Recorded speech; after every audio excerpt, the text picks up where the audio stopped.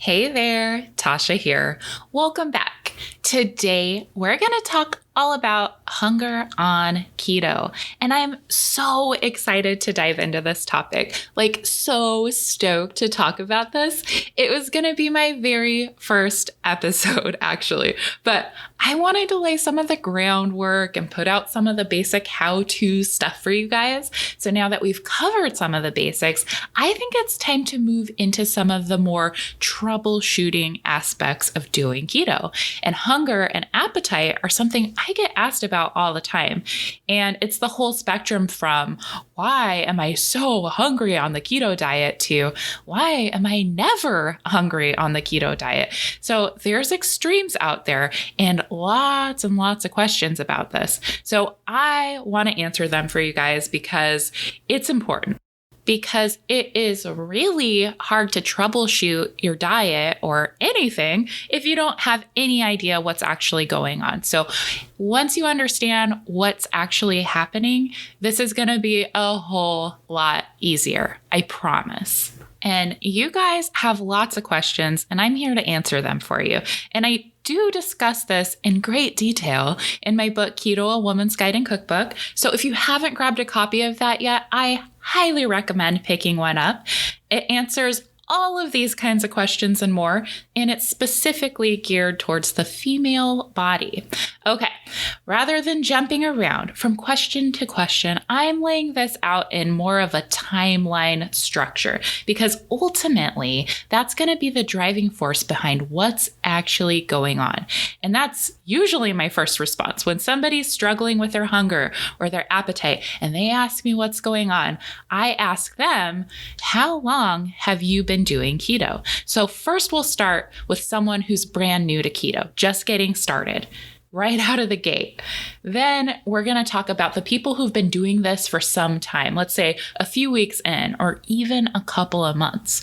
We'll cover the spectrum of what's going on during these different time phases of carb restriction, and more importantly, what you should be doing for the best results in the long run. So let's start with hunger during the first week of keto.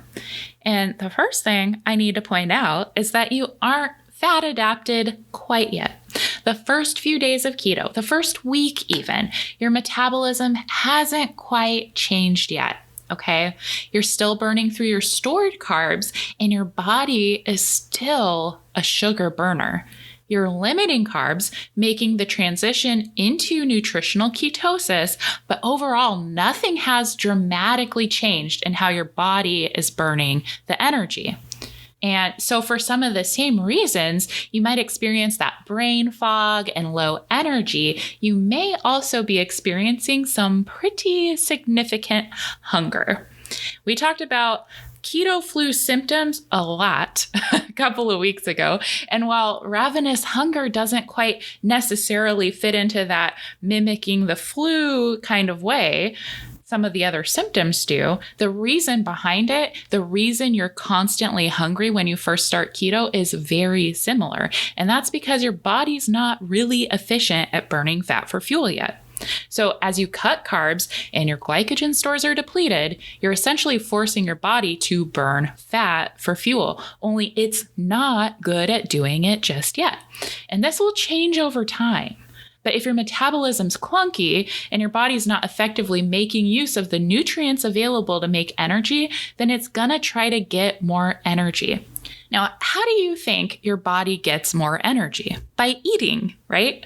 So hunger hormones kick off and your body's on a mission to eat more, to get more energy, because it may be thinking, it may be sensing that it's low on energy, even if it's not, simply because the energy is not as readily available as it was before when you were burning carbs, okay? So for everyone who's just gotten started and has been uncomfortably hungry. This is one of the reasons, okay? If you've been upset because everyone tells you keto is so great for appetite control, only to find yourself constantly fighting off hunger pangs, maybe this will give you some insight to why that is, okay? And I have a few more reasons, but first, what you can do about hunger related to your body not effectively using fuel for energy is give it time and patience, because you will become fat adapted. Your body will skillfully burn fat for fuel, your energy will skyrocket, and your appetite will be a lot more manageable. But you have to give it time and patience, okay? And the other thing that I would suggest is not limiting calories right out of the gate, okay? Your body's making so many changes, and jumping straight into severe carb restriction or calorie restriction can be a really difficult adjustment when it comes to hunger. The other thing, gradually reducing carbs to get into ketosis, or first getting into ketosis and then gradually lowering your calories, can make the transition feel a whole lot easier. The next thing that's causing you to feel constantly hungry is you're just thirsty and low on electrolytes, okay? Another reason for the constant hungry feeling is related to thirst, which really boils down to hydration, fluid balance, and electrolytes. If you've been having pretty severe keto flu side effects, listen up, because this is also likely to apply to you as well, because it's actually really common to confuse thirst with hunger. So this applies to any dietary pattern under the sun, but it's even more prominent when you're just starting keto because you dump a lot of water as you burn through glycogen, and you deplete a lot of electrolytes if you're not actively replenishing them. And this is a really big mistake a lot of people make when they first start keto. And I don't want to go into the super detailed mechanisms here. Hit up the Keto Flu Remedies episode if you want the nitty-gritty details. But the point is, you need to drink adequate water and make sure to replenish sodium in your diet, or consider taking an electrolyte supplement. If you feel a lot hungrier than usual, consider that you might just really need some water, really need some sodium, or at least if you're doing keto, right? Put the fork down, pick up a bottle of water, grab a sugar-free electrolyte drink, see how that goes before eating everything in sight. And one of the ways that you can actually tell if you're hungry versus just being thirsty is to listen to your stomach, because ghrelin is the hunger hormone that makes your stomach growl. If you think ghrelin, grr, grr, that's your stomach growling, that grr sound. If your stomach's growling, then that's your body's hunger cue to actually eat something. Okay, so if your body's hungry and it wants you to eat, it's signaling to do that with the hunger hormone ghrelin, and your stomach will growl. That means you're hungry. That means you're hungry instead of thirsty. Another thing to consider is you might be anticipating food based on your previous habits, okay? This is called anticipatory hunger, and this occurs before your body starts sending out any physiological signals to make your stomach growl, right? Before your hunger hormones kick in. This is based on circadian rhythms throughout the day, your usual food intake, all those things that your body is used to. Your body has learned hunger based on your previous habits. Okay, so when you try to change things like limiting your food intake, restricting carbs, fasting, or whatever, your body is still anticipating those previous patterns. It's been conditioned to be hungry. It's been primed to eat based on certain events, times, places, right? Think of Pavlov's dogs salivating at the sound of a bell, right? And while you can dramatically improve your hunger levels by staying hydrated, replenishing electrolytes, and doing a more gradual carb taper, it is so important to be realistic about what your previous habits were, what you're used to, and understand that it actually takes time to condition your body to expect anything else than what you were doing the other day. Okay. So if you're only a couple days in, it doesn't matter if you're restricting carbs. It doesn't matter what you're actually doing with your diet. If your body is used to something else, you need to give it time to adjust. You need to give it time to recondition. Okay. You're not always going to feel like a bottomless pit. This will pass. It's only temporary, so don't sweat it. But I just want you to be realistic in your expectations if you're going from eating all the time, all day long, to fasting for 16 hours or whatever your dietary habits are, okay? There is a light at the end of the tunnel, though, so don't worry if this all sounds very familiar. Now, if you feel like your appetite is completely out of control, there are a few things to consider including in your diet to help you feel more satisfied with your meals when you do eat. And I'm going to call these keto hunger busters because not only will they make your hunger go away, they will make you feel more satisfied and satiated throughout the day. Okay. Now, the first thing on my list is protein. Protein is the most satiating macronutrient of all. And eating adequate protein is so important for so many different reasons. But in this context, it's going to help get you full, keep you full, and it can make managing your appetite much, much easier. Okay. And I always recommend building meals around a main protein source. So before you think about all of the other ingredients, think about where you're getting your protein from first, because this can help you meet your protein goals throughout the day, but it also makes your meals more substantial and satisfying than if you were just eating or like snacking on sugar-free convenience foods or eating low protein meals. And a lot of people doing keto, just all over the place, you'll see it, they'll recommend adding more fat to your diet to help with hunger. Especially keto people will recommend this. But protein has been proven time after time to be more satiating than fat, more satiating than carbohydrates. It's the most satiating, satisfying, filling macronutrient you can get. Okay, so if you're struggling with hunger, you want to prioritize that especially. And I've looked into this quite a bit, so I hope I don't go on a tangent. It's really fascinating to me, but I have geeked out on this, so you don't have to. But ultimately, there's no difference between animal-based protein and plant-based protein sources when it comes to appetite control and satiety. So if you hear me say, eat more protein or build your meals around protein and immediately jump to chicken breast or some other kind of meat, and that doesn't appeal to you at all, you can opt for plant-based protein sources if that's your preference, and you'll have similar results. Okay, so don't think that you have to become a carnivore in order to be full on keto. You don't have to do anything like that. Okay, and that goes for protein powders too.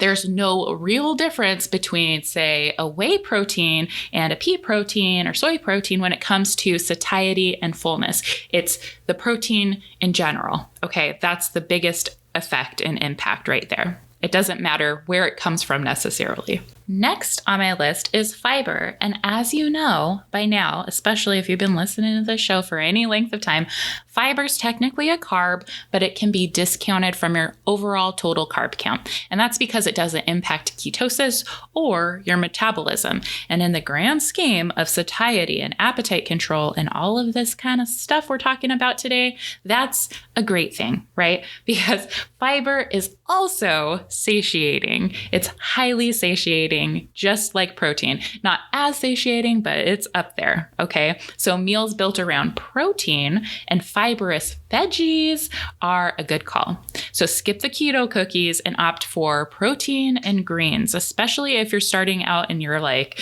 eating a bunch of keto foods, right? And you're constantly ravenously hungry.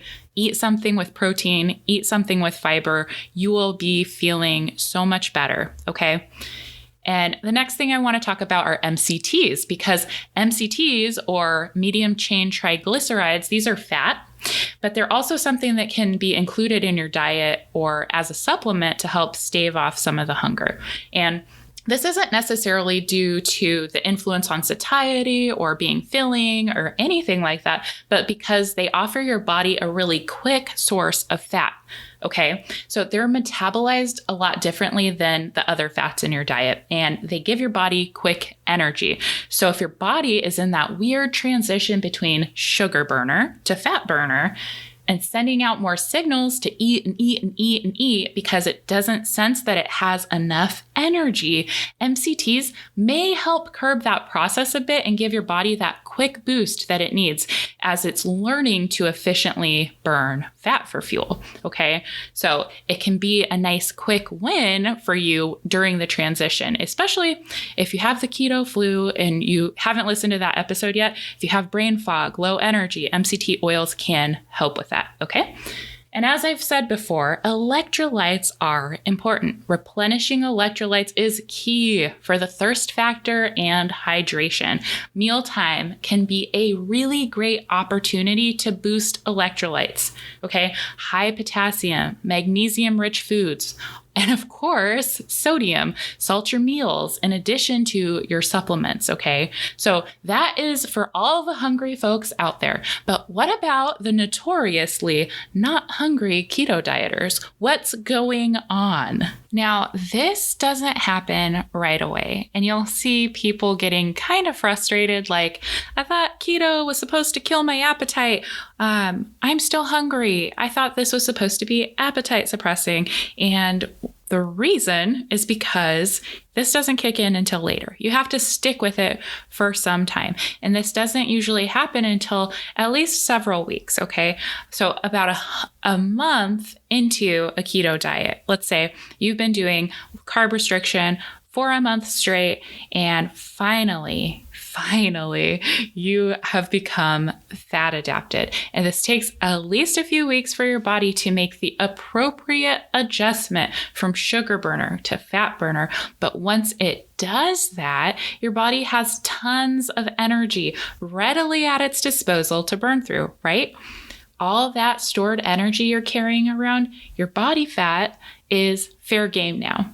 So when you aren't eating, your body's just tapping into that stored fuel source more efficiently. And even really lean people have a bit of body fat that's put to this purpose. But if you're really overweight, and especially if you're someone who's using keto for weight loss purposes, then this is where keto really shines, okay? So instead of that signal to eat and eat and eat because your body senses that it needs energy, it's sensing an abundance of energy in your fat store, okay? All that adipose tissue, your love handles, your double chin, the muffin top, all of that is stored energy that your body is tapping into. So you don't have that constantly nagging hunger that you might be experiencing when you do other low calorie diets. And it's really important to note, and I think it's just worth mentioning in probably just about every episode, that a calorie deficit is required for any kind of significant decrease in body fat, okay? So if a calorie deficit is challenging to maintain in one of these more traditional dietary patterns because that constant hunger is relentless and it never really gives up, then keto can offer that benefit of a more manageable appetite control once you've reached fat adaptation, because it's pretty easy to maintain a calorie deficit if you're just not hungry, right? But again, this takes several weeks to get there of carb restriction. So it's not a quick fix. It's not something you're going to do for 24 hours and then magically you're not hungry anymore. Okay, so be realistic. Keep that in mind. And another reason for this is that your hunger hormones are suppressed. And even more so, keto influences your hunger hormones over a long period of time. So this is really interesting as well. Nutritional ketosis inhibits ghrelin. Remember ghrelin? Grr, the hunger hormone that makes your stomach growl, right? Keto suppresses that hormone during weight loss over time. And this is pretty unusual for a diet because traditional weight loss diets don't do this, okay? In fact, the opposite is true. In most diets, the hunger hormone ghrelin increases over time as more and more weight is lost, okay? Which is pretty unfortunate, right? If you become hungrier and hungrier as you lose weight, then you're more likely to fall off your diet plan or binge. That one bite turns into a 3-month all-you-can-eat bender if you're super hungry. But if you're able to lose weight and maintain control of your hunger over time, then that fight to eat is less likely to win out, right? You might have a better chance of choosing healthful foods that align with your goals. Opt for the nutrient-dense vegetables and the high-quality food choices instead of just shoveling food into your body because you feel like you're starving. And I genuinely think that this is one of the reasons why keto has proven to be so effective for people when they want to lose weight. And that could just be my opinion based on experience, but there are some pretty interesting studies about keto and appetite control that really speak volumes if you're interested about the actual hormonal mechanisms that drive this. Because you'll see so many people go on keto after nothing else has worked and they finally lose weight. And of course, you can lose weight with any dietary pattern, but it doesn't feel like you're constantly fighting against your body to put the fork down and get the weight off when your appetite is a little bit suppressed, okay? Now, unfortunately, this is also one of the reasons why I think so many people struggle to keep the weight off after they've done keto and go back to eating a high carb diet. Not necessarily because a high carb diet's bad or unhealthy, but because some people just really naturally, inherently struggle with appetite control. That drive to eat is stoked again, right?